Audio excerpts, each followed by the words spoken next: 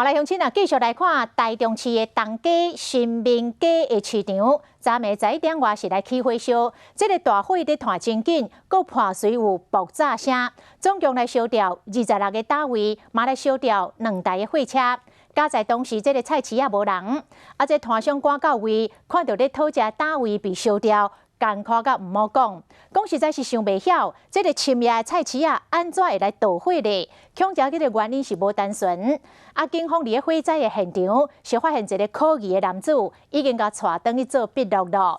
台中市政府讲，因为这个导火的地点只会当做仓库来使用，袂当来摆摊做生意。再加上真侪摊商并无保险，初步的估计损失超过100万。 菜市也有火灾，卖物件摊位拢着火啊！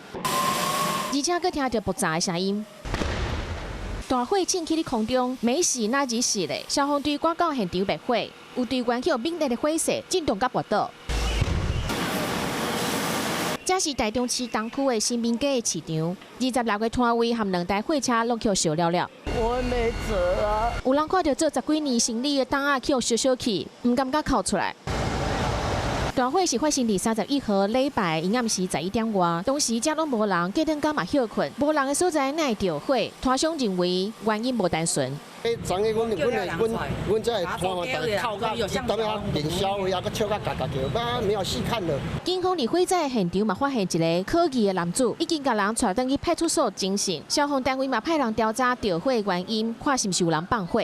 营业项目的仓库之外，还有在这边。